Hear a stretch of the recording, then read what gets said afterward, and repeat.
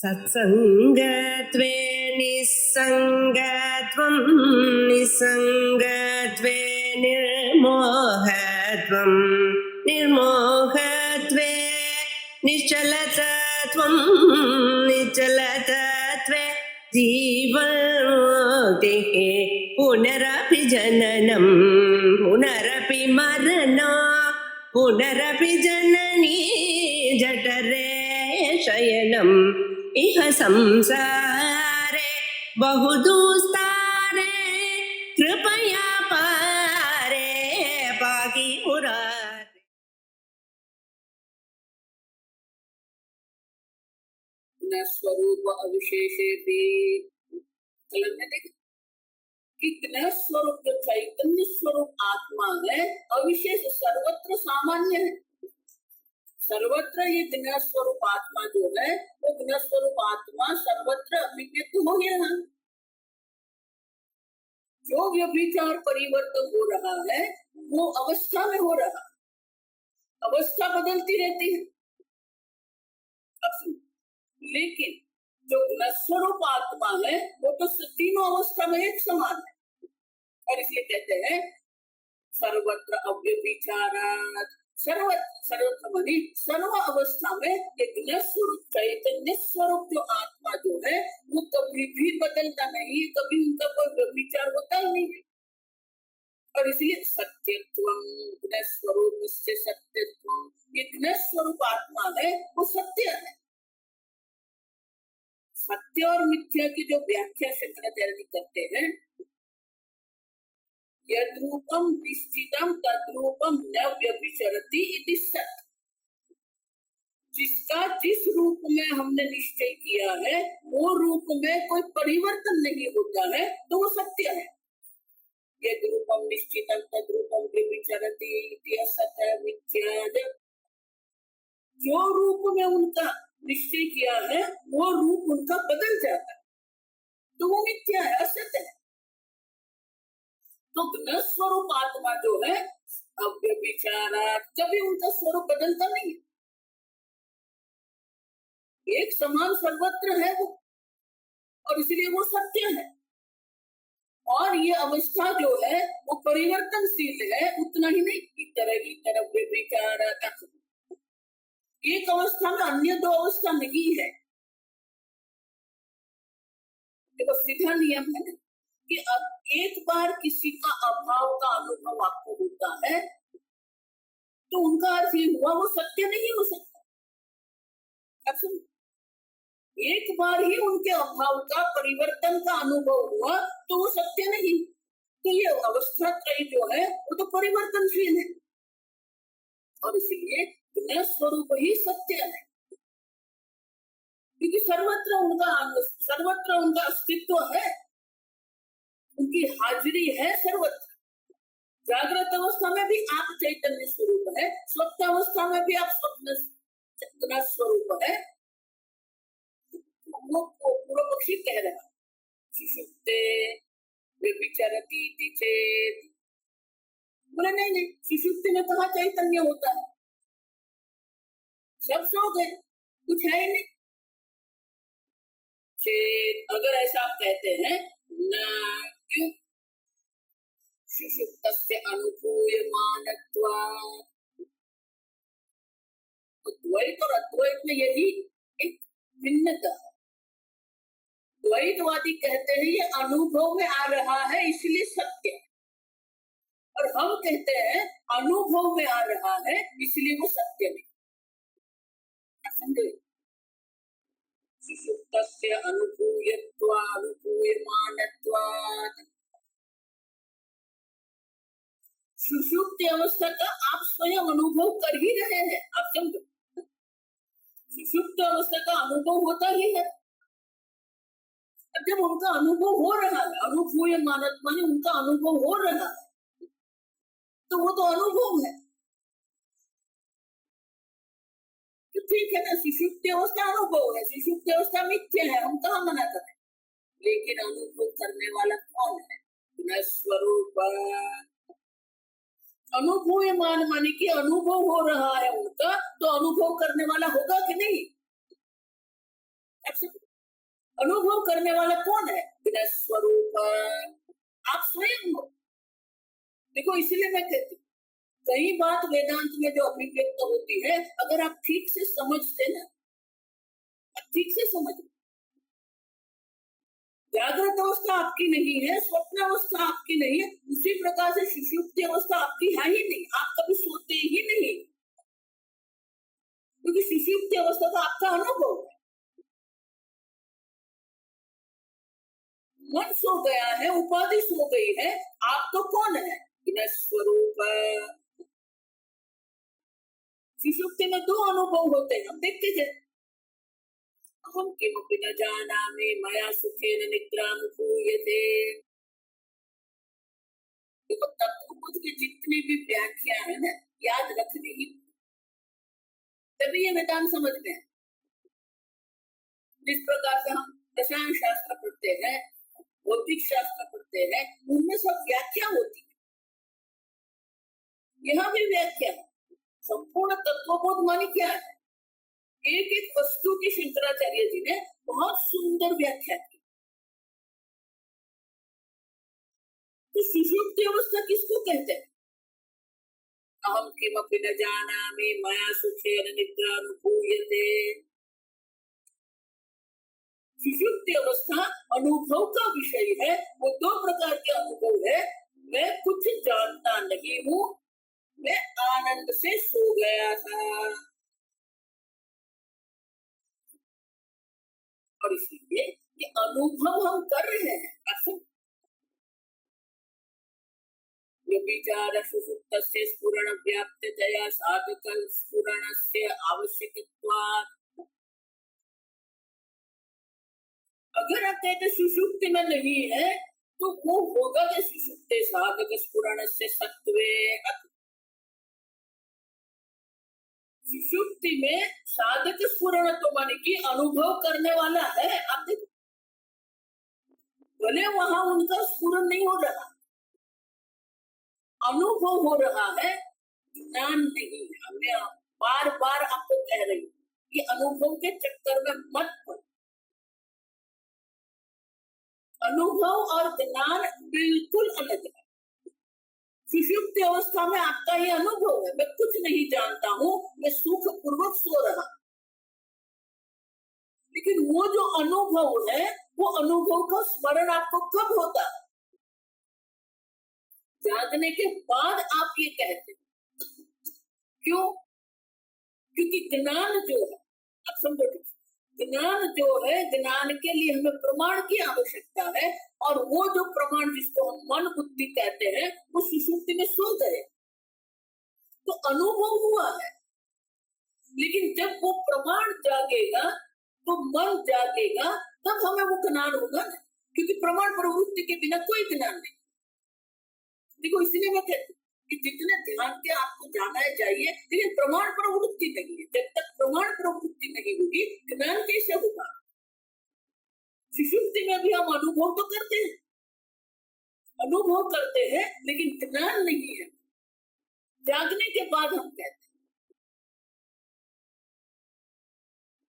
और इसलिए शंकराचार्य कहते हैं सुषुप्तस्य अनुभूयमानत्वात्। सुषुप्ति अवस्था का जो है वो क्या है? अनुभूय मानत्व, माने कि वो अनुभव का विषय है। सुषुप्ति अवस्था अनुभव का विषय है, और अनुभव करने वाला वो ज्ञ स्वरूप आत्मा वहां है, वो नहीं सो गया।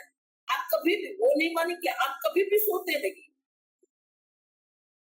मन सो जाता है, बुद्धि सो जाती है, शरीर सो जाता है, आप कभी भी नहीं सोते। ये आपकी अधिक, इसलिए मैं कह रही हूँ, सुनो लेकिन उनकी अनुभूति करो। आप कभी भी सोते नहीं, अपना स्वरूप चैतन्य स्वरूप आत्मा। जो निद्रा की आवश्यकता है वो मन को है, बुद्धि को है, शरीर को है। आप तो कभी सोते ही नहीं। क्यों? सुषुप्तस्य अनुभूयमानत्वात्, क्योंकि सुषुप्ति अवस्था जो है वो तो अनुभव का विषय है।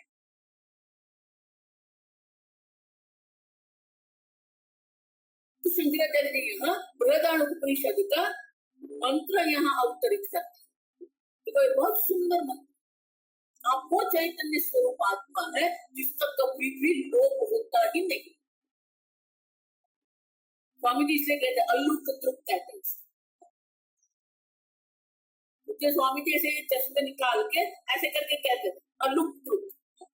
अल्लुक कभी भी उनकी दृष्टि का लोप होता ही नहीं है।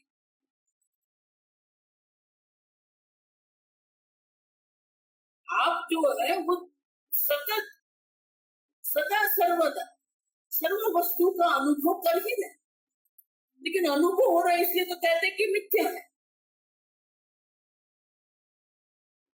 और इसी शंकराचार्य जी ये मंत्र का अवतरण नहीं नहीं विज्ञातुः विज्ञातुः विज्ञातेः विज्ञातेः विपरिलोपः विद्यते विपरिलोपः विद्यते इति श्रुतेः इति श्रुतेः नहीं विज्ञातुः विज्ञातेः नहीं द्रष्टुः दृष्टेः विपरिलोपः विद्यते। बहुत सारे मंत्र हैं। दृष्टा की दृष्टि का कभी भी परिलोप होता ही नहीं। विज्ञाता के विज्ञातृ विज्ञातु। तो विज्ञाता जो है उनकी विज्ञाते है, उनकी जो ज्ञान दृष्टि है उनका कभी विपरिलोप होता ही नहीं है। आप कभी सोते ही नहीं, सतत आप सबको क्या कर रहे हो, देख रहे हो, अनुभव कर रहे हो। साक्षात अपरोक्ष आत्मा आप। सोने वाला तो मन है, सोने वाली बुद्धि है, सोने वाला ये सोने वाली ये उपाधि। मैं सोता नहीं तो फिर थक नहीं जाऊंगा। मैं 2 घंटे के लिए नींद लिया, मैं थक जाऊंगा, मन थक जाएगा, बुद्धि थक जाएगी, शरीर थक जाएगा, आप नहीं। नहीं विज्ञातुः विज्ञाते है विपरिलोपः विद्यते। जो विज्ञाता है, जो जानने वाला है, उनकी जानने वाली जो दृष्टि है उनका कभी लोप होता ही नहीं है। जिस प्रकार से सूर्य सतत सर्वत्र सर्वत्र एक समान, सर्व वस्तु को एक समान सर्वत्र सर्वदा सर्व को प्रकाशित करता है, उसी प्रकार से ये आत्मा भी क्या है, सबको प्रकाशित करता है।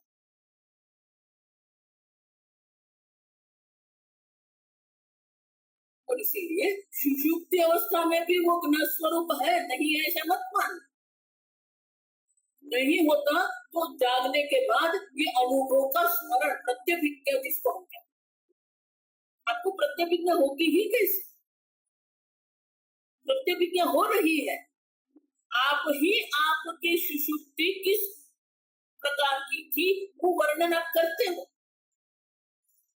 निद्रा की गुणवत्ता का वर्णन आप करते हो। आज किस प्रकार की निद्रा आपको आई हम बोलते हैं, ये हमारा सबका अनुभव। I slept like a dog.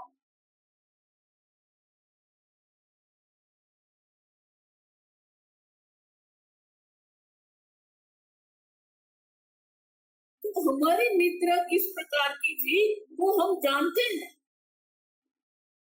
आज ठीक से नींद नहीं आई, तो ठीक से नींद आई कि नहीं आई, निद्रा।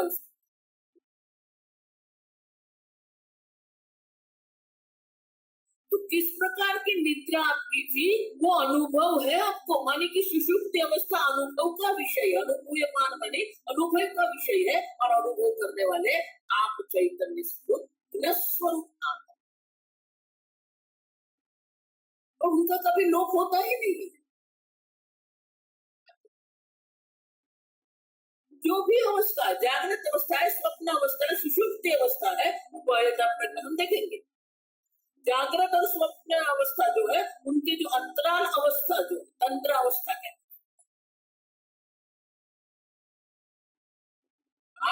सर्व सामान्य अव्यभिचारात् सत्यत्वम। अपना स्वरूप आत्मा है जो सत्य है, वो कभी सोता ही नहीं है। आप इतना तो निश्चय करो, मैं कभी सोता नहीं, मैं सबका क्या अनुभव करने वाला। कभी भी आप अनुभव की कोटि में नहीं आते, आप कभी भी ज्ञान की कोटि में नहीं आते। शंकराचार्य जी इसलिए कहते हैं प्रमातरी सती, सबको जानने वाला प्रमाता आत्मा है, इसलिए ये सब अनुभव हो लगे। सब अनुभव के पहले आप है, अगर आप ही नहीं है तो क्या अनुभव होगा? समझ रहे? ये तो प्रमाण है, मन बुद्धि जो है वो तो प्रमाण, अंतःकरण करण है, साधन है। आप साधक है, इसलिए क्या सुषुप्ते साधक स्फुरण से सत्वे प्रमाण आग। साधक है जो साधन का उपयोग करते हैं। आप वो अपना स्वरूप है, जब साधन भी नहीं होते हैं, मन बुद्धि नहीं होती है, तब भी आप ये सबको प्रकाशित करते हैं। मन बुद्धि जो है, इंद्रियां जो है, वो करण है, साधन है। वो साधन का उपयोग करने वाले साधक आप है। लेकिन उल्टा हो गया, इंद्रियाणि प्रमादीनि हरन्ति प्रसभं मनः। आप स्वतंत्र ज्ञ स्वरूप आत्मा है, लेकिन इंद्रिय आपका ही हरण कर जाती है, मन का ही हरण कर जाती है और पागल बन के रहते हैं।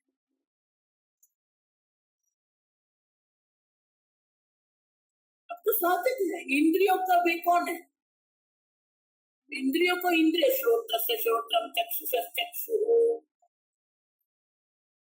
आंख को दर्शन क्रिया के सामर्थ्य आप दे रहे हैं। श्रोत्रेंद्रिय को श्रवण क्रिया का सामर्थ्य देने वाले आप हैं।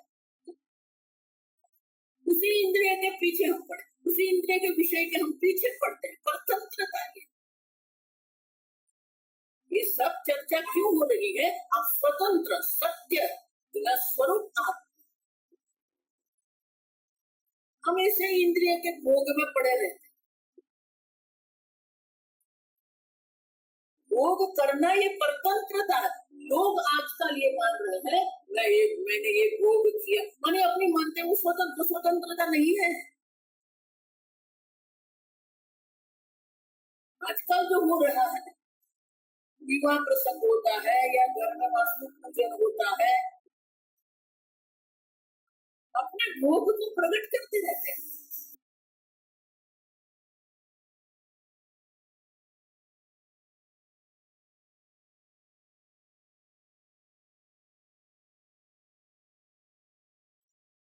जितने ये भोग इंद्रियार्थेषु वैराग्यम, इसलिए भगवान क्या कहते हैं?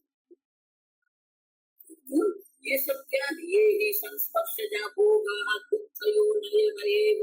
अनेक श्लोक में भगवान यही कह रहे हैं, अर्जुन ये भोग करना, इंद्रियों के विषयों के पीछे पड़ना, ये परतंत्रता।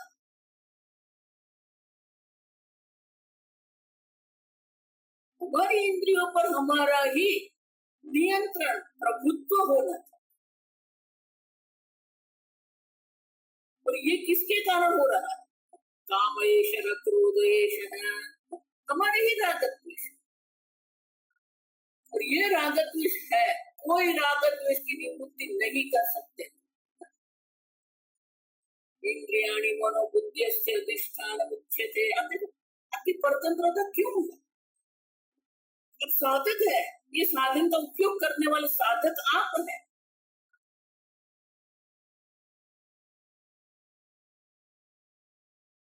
कामेश क्रोधेश,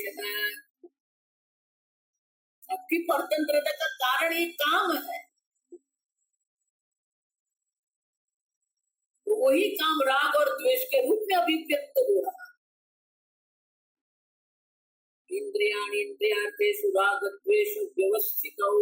भगवान कहते हैं सर्व इंद्रियों मन बुद्धि सर्वत्र ये राग द्वेष व्यवस्थित रूप से पड़े हुए, कोई राग द्वेष से मुक्त नहीं है, आप समझ। लेकिन जो भिन्नता है वो क्या है? तयोः वशं न आगच्छेत्, उनके वश में नहीं हो। अब उनके वश में रहते हैं।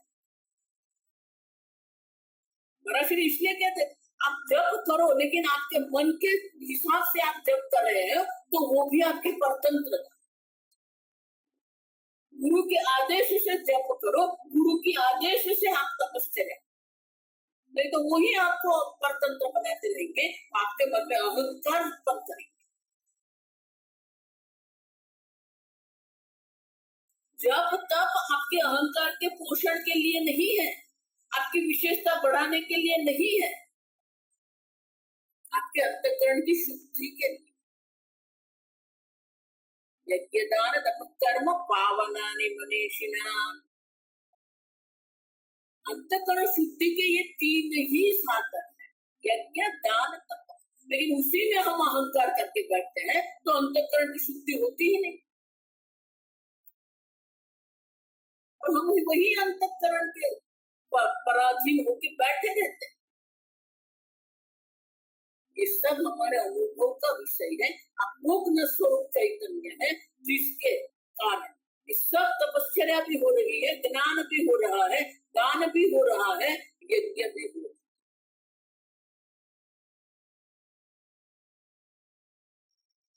मात्र सुषुप्ति नहीं, अपूर्ण स्वरूप आत्मा है जो तीनों अवस्था में अविशेष रूपेण, अविशेष रूप से। मांडव के उपनिषद जो है उनका प्रयोजन यही है कि आपको समझाए कि आप वो अपना स्वरूप आत्मा है, वो चैतन्य स्वरूप आत्मा है, तीनों अवस्था में एक समान रूप से। अवस्था बदलती रहती है, आप नहीं बदलते। सबको एक समान रूप से प्रकाशित करने वाले आप चैतन्य स्वरूप आत्मा। ये आपकी स्वतंत्रता का अनुभव करो। आप सुनते रहेंगे, लेकिन सुनने के बाद जो सुनना है उनकी अनुभूति करनी पड़ेगी। मैं सोता ही नहीं हूँ, अनुभव करो। हम देखते थे जागृत अवस्था में ही तीनों प्रकार के अनुभव देखते गए। जागृत अवस्था में ही विश्व है, जागृत अवस्था में ही तेजस है, जागृत अवस्था में ही प्राज्ञा है। तो जागृत अवस्था में वो प्राज्ञा का अनुभव आप करो। वो जो प्राज्ञा है उनका भी अस्तित्व किसके कारण? आप चैतन्य स्वरूप। क्योंकि आपका तो कभी लोप होता ही नहीं है, आप नित्य निरंतर चैतन्य स्वरूप। जिस प्रकार से सूर्य जो नित्य निरंतर प्रकाश स्वरूप है, सबको प्रकाशित करता है, उसी प्रकार से आप अभी क्या है? यथा सूर्य, विषय में कहते हैं यथा सूर्य सर्वलोकस्य चक्षुः, सर्वलोकस्य चक्षुः मान की सर्वलोक को एक समान रूप से प्रकाशित करता है। उसी प्रकार से आपको नित्य निरंतर चैतन्य स्वरूप। और इसीलिए शंकराचार्य कहते हैं विज्ञातो विज्ञाते है न विपरिलोप विद्य, न पहले अपना स्वरूप। तो सबको जानने वाला जो है, अब उसको हमें जानना है। कैसे जानेंगे? स आत्मा सविज्ञेय, यही मंत्र में कहते हैं स आत्मा सविज्ञेय, ये जानने योग्य सब यही है।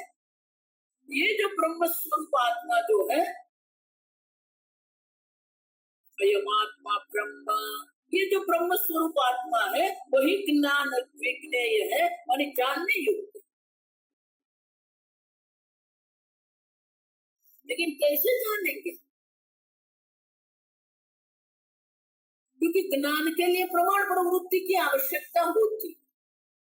तो हमारे पास जितने भी प्रमाण है, कोई प्रमाण प्रवृत्ति ब्रह्म में नहीं। और इसीलिए श्रुति माता स्वयं हमें दर्शाती है कि किसी भी प्रमाण की प्रवृत्ति वहां नहीं हुई। हमारे पास जितने भी प्रमाण है, प्रत्यक्ष प्रमाण है, परोक्ष प्रमाण है, शब्द प्रमाण, इसलिए प्रमाण अगर आप नहीं समझेंगे ना तो ये ज्ञान की कोई संभावना ही नहीं। प्रमाण विचार के तो हमारे पास जितने भी प्रमाण है वो सब प्रमाण का यहाँ श्रुति माता स्वयं निषेध कर,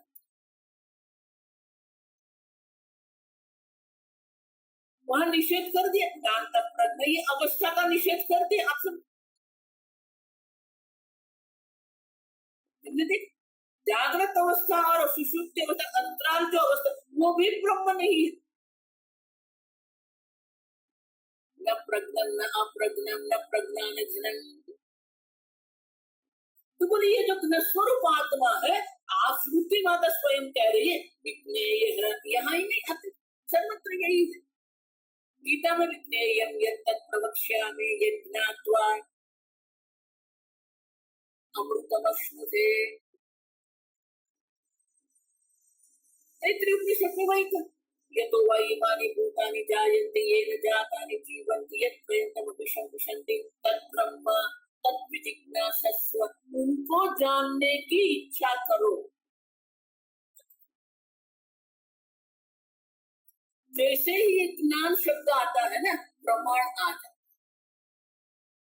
तो श्रुति माता कहती है कि आपके पास जितने भी प्रमाण है वो प्रमाण की प्रवृत्ति ये आत्मा की ओर नहीं हो सकती।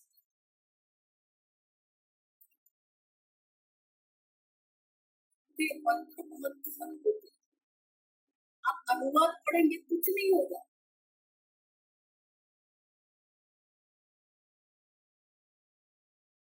तो सूर्यो भाति चंद्रतारकम नेमा विद्युतो भाति विद्युतो यमग्नि।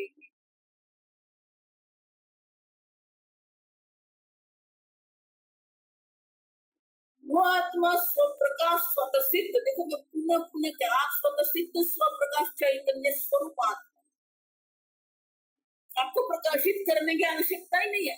आपको अपने अस्तित्व को सिद्ध करने की आवश्यकता है ही नहीं, लेकिन वही में पड़े हुए, मैं ये करूं, मैं ऐसा बन जाऊंगा, मैं अपने को सिद्ध करूं। आपको सिद्ध करने की आवश्यकता ही नहीं है।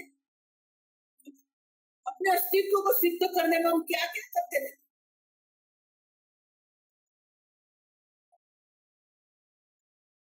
वो चैतन्य स्वरूप आत्मा है जहाँ सूर्य का प्रकाश भी नहीं। गीता में भगवान यदादित्य गतम तेज जगत वासे चंद्रमसि,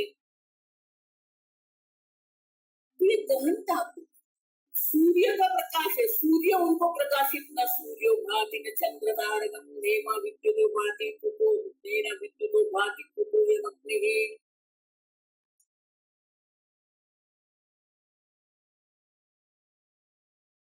ये अग्नि तो कैसे आपको प्रकाशित करेगा? हे परमात्मा, ये कर्पूरात्मा है।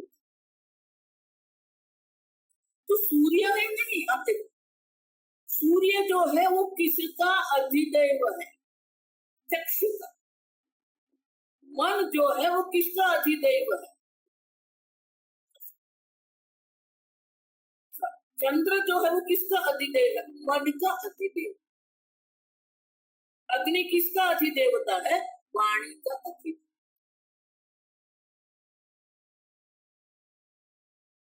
वो उनके द्वारा भी यही कहा, न तत्र सूर्यो भाति न चंद्र तारकम देवा विद्युतो भाति कुतोयम अग्नि। वो आत्मा है जहाँ सूर्य माने के चक्षु, चक्षु से आत्मा को प्रकाशित नहीं कर सकते, मन से हम आत्मा को प्रकाशित नहीं कर सकते। अग्नि माने वाणी, अग्नि वाणी का देव। तो कोई प्रमाण की वहां प्रवृत्ति शब्दों ही नहीं है, न वाणी है। वाणी माने शब्द, मन माने परोक्ष प्रमाण, चक्षु माने प्रत्यक्ष प्रमाण। न प्रत्यक्ष प्रमाण की वहां प्रवृत्ति हो सकती है, मन मानी न परोक्ष प्रमाण की वहां प्रवृत्ति हो सकती है, और अपनी वाणी मानी की शब्द प्रमाण की भी वहां प्रवृत्ति नहीं है, फिर भी वो आत्मा विज्ञेय है। तो इसीलिए एक एक शब्द के द्वारा एक एक प्रमाण की यहाँ श्रुति माता क्या करती, निषेध कर, अदृष्टम अतः एव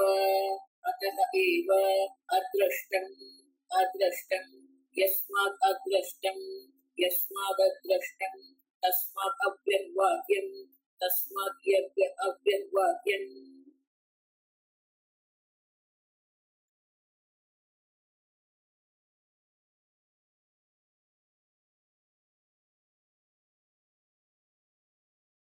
शंकराचार्य यहाँ कुछ विशेष अर्थ नहीं करते। अदृष्ट दृष्ट माने की तो चक्षु का विषय, अदृष्ट माने की चक्षुरेंद्रिय का विषय वो नहीं। तो चक्षुरेंद्रिय जो है वो अन्य इंद्रियों का उपलक्षण माने की, अदृष्ट माने की वो क्या है, कभी भी प्रत्यक्ष प्रमाण का विषय नहीं बनता।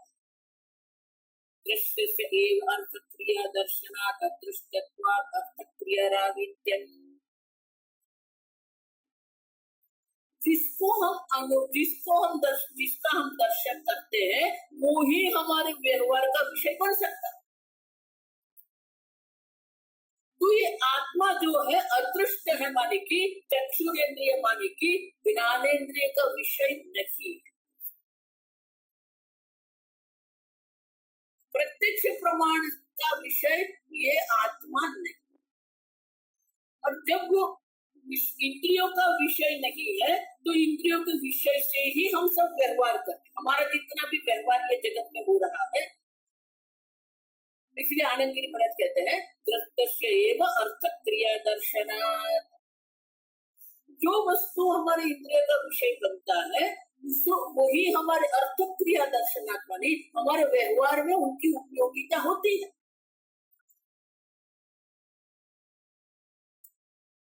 अर्थ मानी प्रयोजन, उपयोगिता, और क्रिया मानी प्रवृत्ति। मैंने बाजार में आम देखी तो वो आम का खाने का प्रयोजन है, और वो खाने के लिए मैं क्रिया करूं माने कि जाके वो आम में बाजार से ले आऊं। तो प्रयोजन और क्रिया दोनों जो है वो किसके लिए हो सकता है, जो हमारे प्रत्यक्ष प्रमाण का विषय है उसी में हम व्यवहार कर सकते हैं।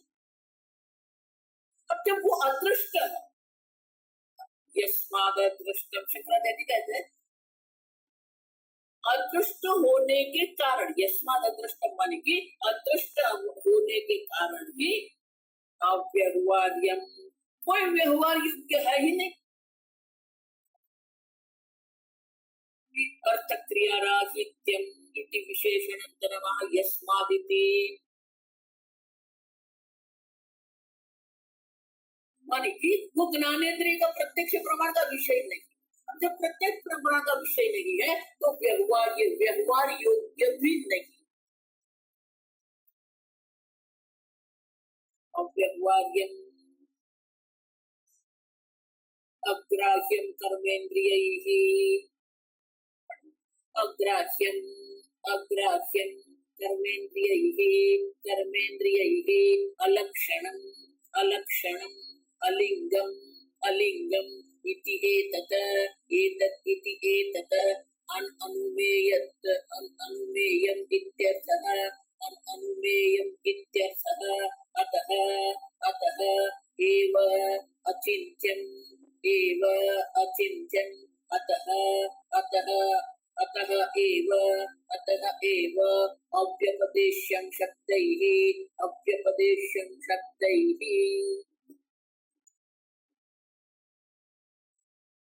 प्रत्यक्ष प्रमाण का ज्ञानेंद्रिय का वो विषय नहीं है, और इसलिए व्यवहार योग्यता अव्यवहार्य मानी व्यवहार की कोई योग्यता। अग्राह्यं कर्मेन्द्रियैः। अग्राह्य माने कि कर्मेंद्रिय द्वारा भी उनको हम ग्रहण नहीं कर सकते, पकड़ नहीं सकते। आज से हम ग्रहण किया था, तो यहाँ अग्राह्य करके वो हाथ का विषय नहीं है, हस्त का विषय नहीं है, माने कर्मेंद्रिय के द्वारा भी उनको हम ग्रहण नहीं कर सकते। कर्मेंद्रिय माने क्या है? पैर से हम गति, तो उनकी और हम गति भी नहीं कर सकते, हाथ से उसको हम ग्रहण भी नहीं कर सकते। मैंने कर्मेंद्रिय का, ज्ञानेन्द्रिय का विषय वो नहीं है, कर्मेंद्रिय का विषय भी वो नहीं। अलक्षण, जिसका कोई लक्षण नहीं हो सकता। लक्षण माने क्या है? सत्यं ज्ञानम् अनन्तम् इत्यादि लक्षण उपलब्धात् इत्याशंक्याः अलिंगमिति। यहाँ लक्षण कहेंगे तो लक्षण का अर्थ क्या करना है? सत्यं ज्ञानम् अनन्तम् ब्रह्म, ये स्वरूप लक्षण हम देखेंगे। भूत योनि यतो वै इमानि भूतानि जायन्ते, ये जगत कारणत्व जो है वो तटस्थ लक्षण है। तो आगे आगे कहते थे सत्यं ज्ञानम् अनन्तम् ब्रह्म, ये ब्रह्म का लक्षण स्वरूप लक्षण है। ये जगत का कारण ब्रह्म है, वो तटस्थ लक्षण। तो ये लक्षण का आप कर सकते हो, तो अलक्षण हम क्यों कहते हैं? यहाँ अलक्षण का जो अर्थ हमें करना है वो अर्थ क्या है? अलिंगम, कोई लिंग नहीं है। जिस प्रकार से पर्वत पर अग्नि है वो प्रत्यक्ष नहीं है, लेकिन पर्वतः वह्निमान्, पर्वत पर आग लगी है, कैसे? धूमत्वात्, क्योंकि वहां से धुआं उठ रहा है। तो धूम माने धुआं जो है वो अग्नि के लिए लिंग है। तो आपने कैसे दे दिया? यत्र यत्र धूमः तत्र तत्र वह्निः, ये हमारा अनुभव है। जहाँ जहाँ धुआं होता है वहाँ अग्नि होती है। उनका मतलब जहाँ जहाँ अग्नि होती वहाँ धुआं होता नहीं। उन्हें कहाँ देखा?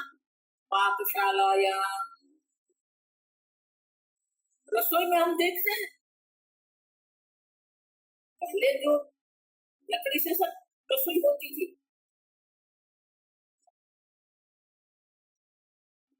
तो सायंकाल जब सब काम खत्म हो जाता है, भोजन भी हो गया, सफाई भी हो गई, अंत में वो स्त्री देखेगी कि कुछ धुआं तो नहीं निकल रहा ना। क्यों? अगर धुआं थोड़ा भी धुआं निकल रहा है तो उनका मानी अंगारा वहां पर है, अग्नि वहां है, अग्नि प्रज्वलित।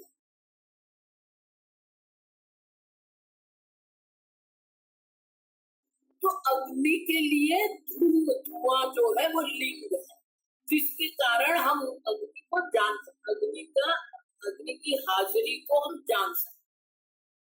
उसी प्रकार ये आत्मा जो स्वरूप आत्माओं का कोई लिंग है क्या? कोई लिंग, अलक्षण माने उनका कोई लिंग है।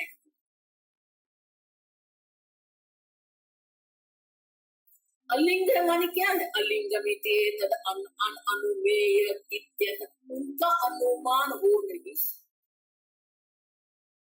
अनुमान नहीं हो सकता। माने क्या है? परोक्ष प्रमाण नहीं, अनुमान अर्थापत्ति अनुपलब्धि उपमान।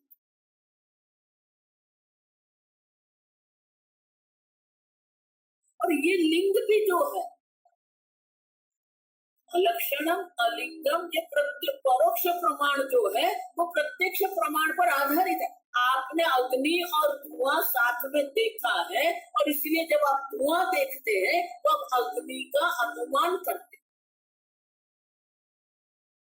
तो प्रत्यक्ष प्रमाण पर आधारित। देखो अनुमान शब्द यही कहते हैं, मान माने ज्ञान, किसी और ज्ञान के बाद जो ज्ञान होता है उसे अनुमान है।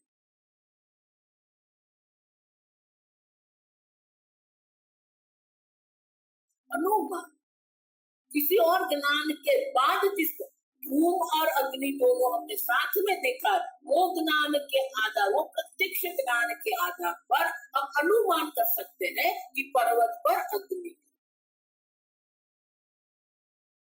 तो अनुमान स्वयं क्या है? प्रत्यक्ष प्रमाण पर आधारित है। उनको लिंग की अपेक्षा है।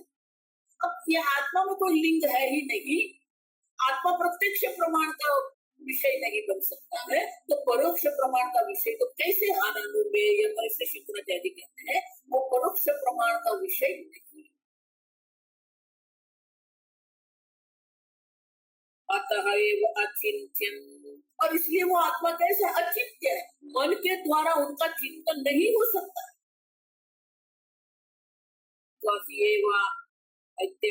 प्राणादित्य इत्यादि लिंग उपन्यास विरुद्धमेतद, तो बोले नहीं नहीं, आपके उपनिषद में ही मंत्र है,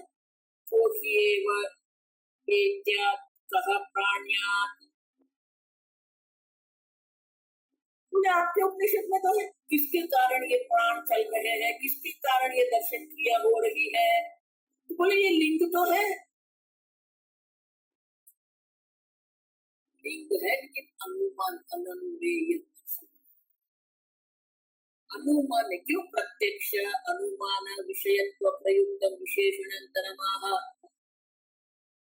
प्रत्यक्ष अनुमान अविषयत्व प्रयुक्तम, प्रत्यक्ष प्रमाण और परोक्ष प्रमाण का विषय आत्मा नहीं।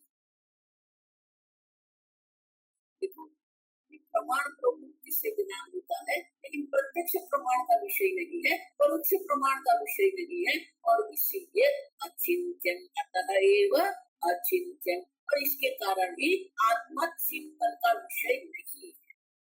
मनो विषय तो अभावादेव, वो मन का विषय ही नहीं, मन से आप उसका चिंतन नहीं कर सकते। तो यही बात अन्य रूप गीता में अव्यक्तोयम अचिंत्योयम अविकार्योयम उच्यते, अव्यक्तोयम प्रत्यक्ष प्रमाण का विषय नहीं है, अचिंत्य वो मन का विषय है ही नहीं। तो इसीलिए मैं कहते आप ध्यान करके क्या करेंगे? ध्यान मन से आप कर रहे हैं, लेकिन ये मन का विषय है ही नहीं। अचिंत्यम, अचिंत्य कभी भी आपके मन का विषय, क्यों? मन सो मन है, मन का भी मन वो आत्मा है, क्यों?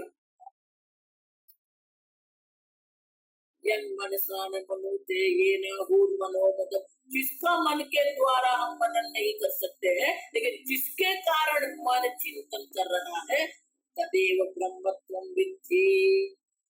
सर्वोपनिषद एक समान रूप से कह रहे हैं, प्रक्रिया अलग अच्छी।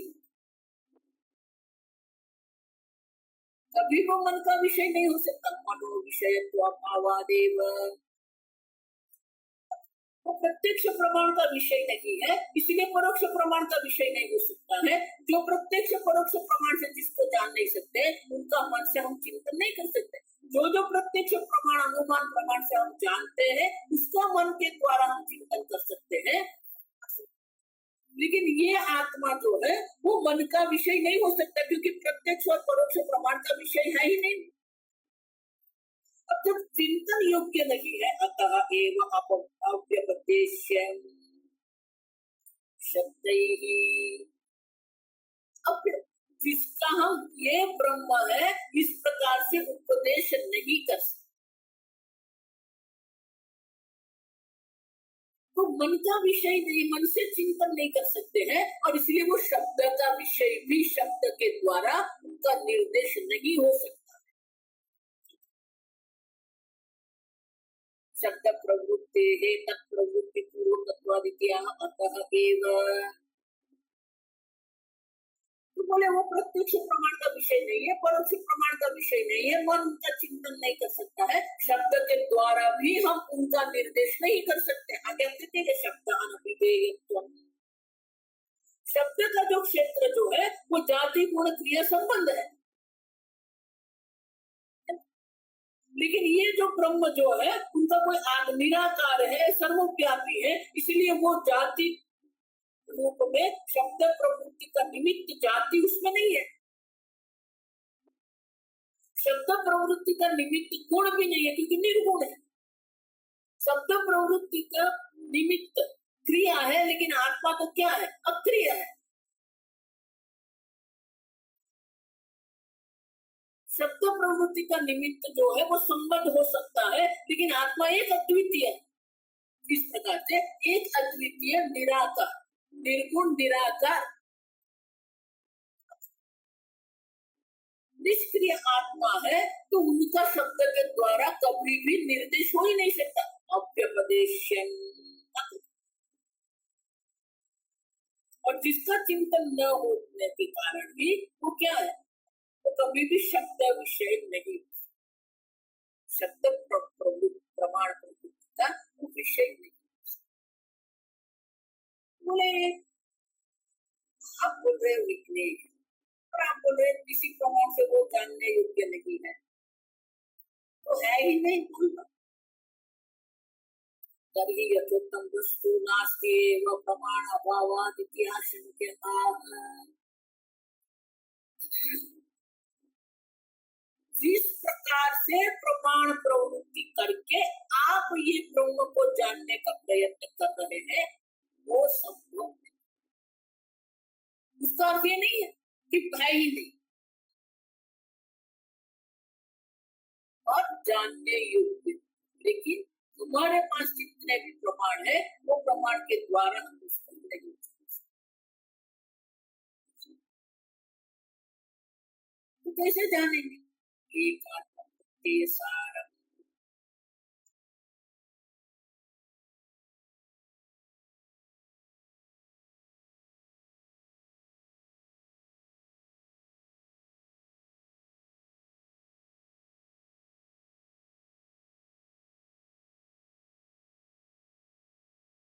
तो उनको बाहर निकलने की कोई स्थान दिखता ही नहीं है, बाहर निकलना है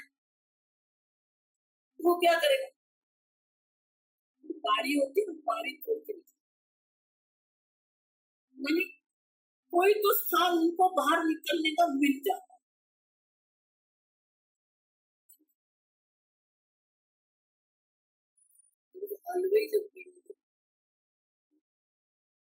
कोई तो उपाय, कोई तो उपाय होता है। उपाय क्या है? एकात्म प्रत्यय,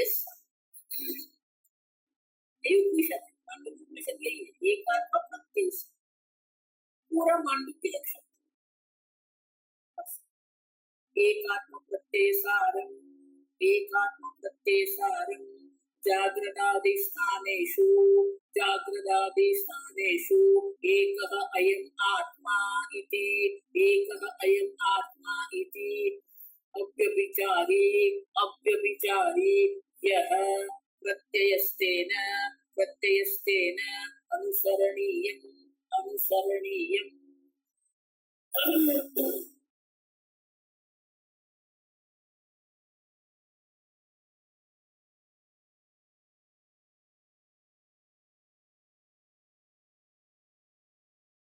एकात्म प्रत्यय, ये आत्मा एक है, प्रत्यय सारम,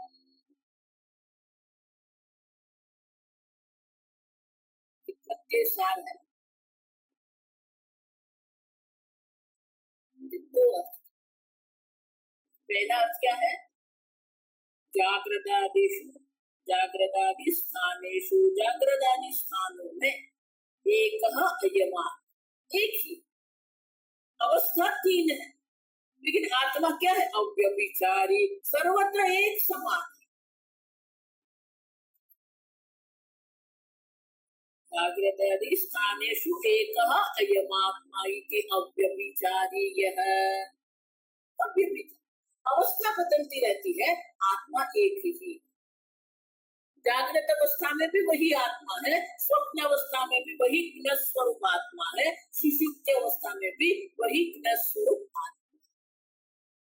अव्यभिचारी यह प्रत्ययस्त प्रत्ययः तेन अनुसरणीयम्।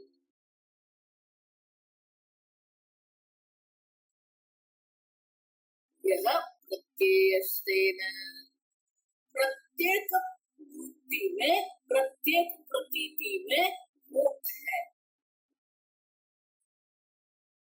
अनुसरणीय, मान कि उसी प्रकार से उनको जान।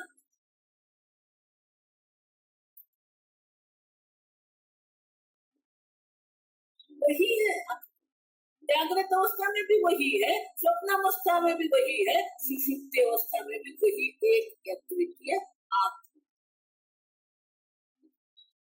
तो उसी का अनुसरण करना है, मान कि उसी प्रकार से हमें उनको जान। ये आत्मा इस प्रकार से हम नहीं कह सकते, लेकिन प्रत्येक अवस्था में जो एक समान अव्यभिचारी जो है वो आत्मा, उस प्रकार से हम उसको जानते।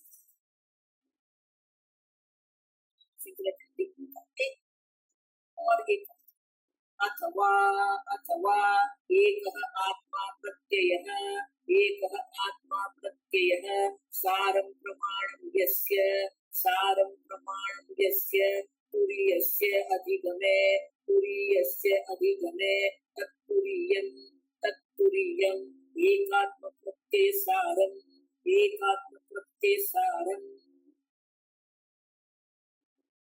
एक आत्मा प्रत्यय सार।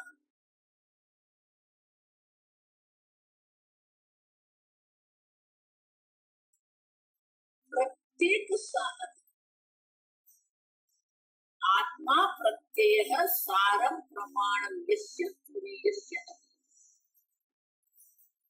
ये जो चतुर्थ पाद जो तुरीय आत्मा जो है उनका ज्ञान के लिए प्रमाण कौन है? एक आत्मा प्रत्यय सारम प्रमाणम।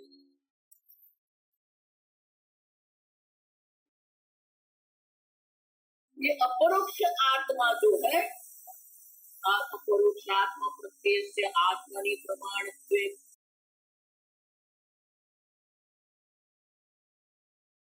जो प्रत्यक्ष प्रमाण का विषय नहीं है, जो परोक्ष प्रमाण का विषय नहीं है, लेकिन जो है वो क्या है? अपरोक्ष। जो प्रत्यक्ष नहीं है वो परोक्ष हो सकता है, परोक्ष भी नहीं है वो अपरोक्ष। अपरोक्षातया व्याकरोति, अपरोक्ष रूप से ये परमात्मा ये चतुर्थ आत्मा जो है अपरोक्ष आत्मा के रूप में ही वो उनको हम जान सकते। सूर्य से अधिगमे, चतुर्थ पाद जिसको हम कहते हैं, ये तीनों से जो विलक्षण जो है उनको जानने के लिए प्रमाण कौन है? आत्मा प्रत्यय सार में साक्षात अपरोक्ष आत्मा जो है वही ये तृतीय तुरीय चतुर्थ है। तो चतुर्थ आत्मा का ज्ञान के लिए प्रमाण कौन है? आप है। प्रत्यय सार। एक और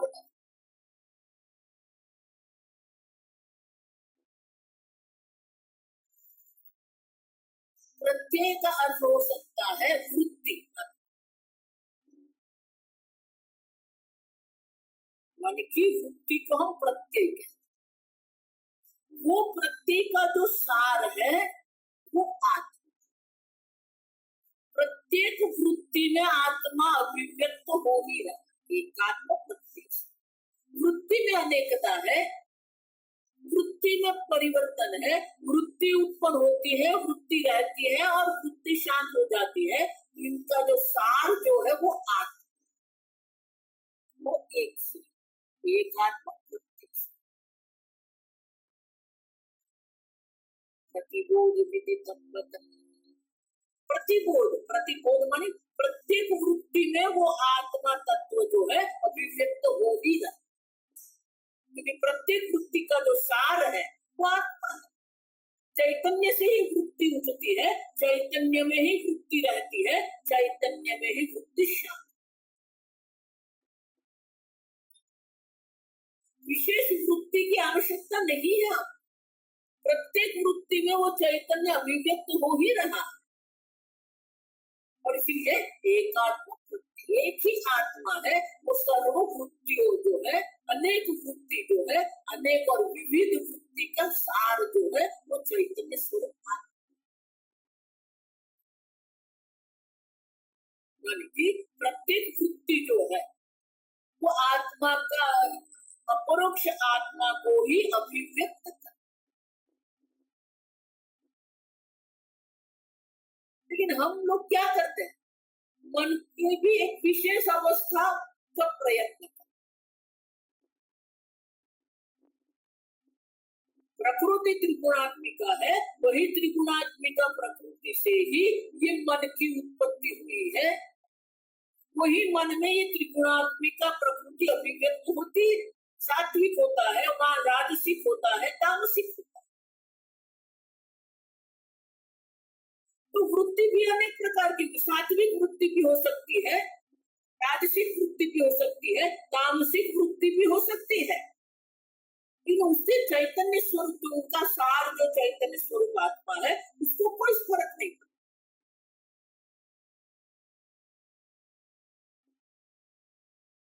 प्रकाशम च प्रवृत्तिं च मोहमेव च पांडव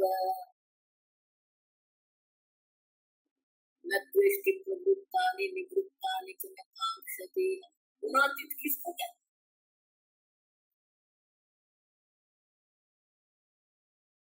सम्यकदर्शी किसको कहते हैं? विशेष मन की अवस्था प्राप्त करना ब्रह्म ज्ञान नहीं है।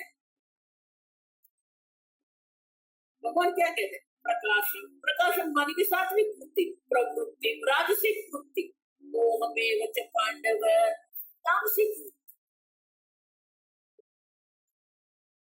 प्रकाशम च प्रवृत्तिं च मोहमेव च पांडव न द्वेष्टि। कभी भी जो ज्ञानी जो है, सम्यकदर्शी जो है, वो कभी भी एक विशेष प्रकार की वृत्ति का द्वेष नहीं।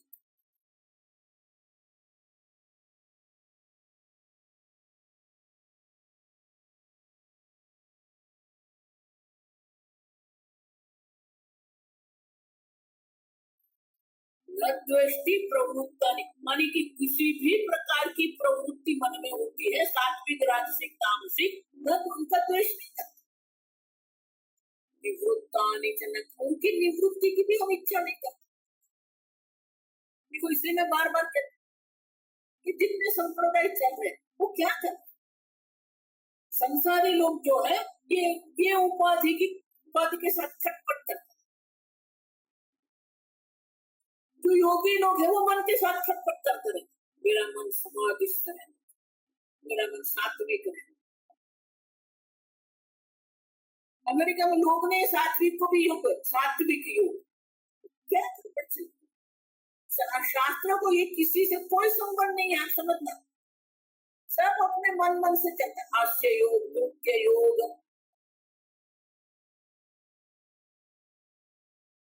उसको न तो पातंजलि योग सूत्र के साथ कोई संबंध है, न तत्व ज्ञान से कोई संबंध है, न समाधि से कोई संबंध है उसका।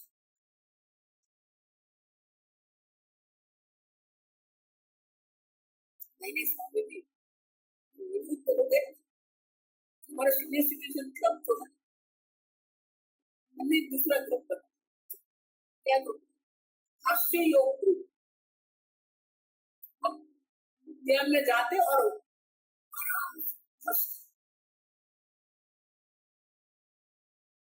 उसको सनातन संस्कृति से या वेद शास्त्र का कोई संबंध नहीं। आप समझो, न भक्ति करना है, न पूजा करना है, न मंदिर में जाना है, न जप करना है, न तप करना है। आप समझो, ये निवृत्ति अवस्था जिसको वानप्रस्थ कहते हैं।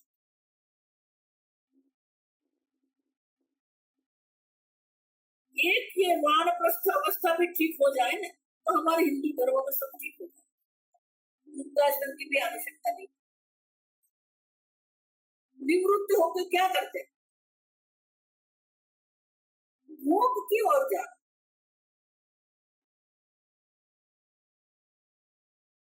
भोग परायणता। कल शाम को देखा, भोग परायणता ही हिंसा है।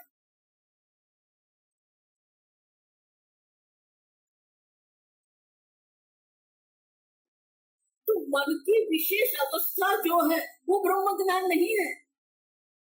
एकात्म प्रत्यय सार, प्रत्येक वृत्ति का सार वो एक अद्वितीय आत्मा ही है। प्रत्येक वृत्ति में वो अभिव्यक्त हो ही रहा।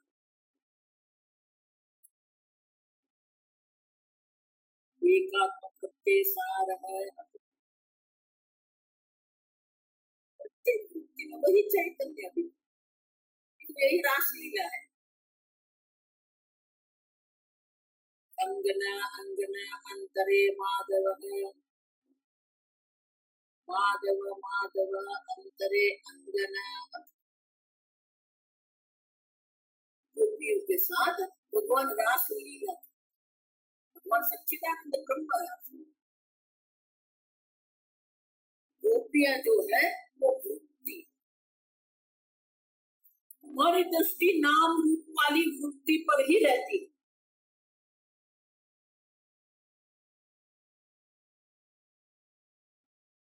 कि हमारी दृष्टि वो वृत्ति पर रहती है। वृत्ति मानी अंगना, अंगना अंगना अंतरे माधव। एक वृत्ति है वो शांत होगी, दूसरी वृत्ति है बीच में जो है कौन है? वृत्ति रहित चैतन्य स्वरूप आत्मा आप। वृत्ति है तब भी आप एक अद्वितीय चैतन्य आत्मा है, दूसरी वृत्ति उठती है तब भी आप एक अद्वितीय चैतन्य आत्मा है। दोनों के बीच में जो वृत्ति रहित अवस्था,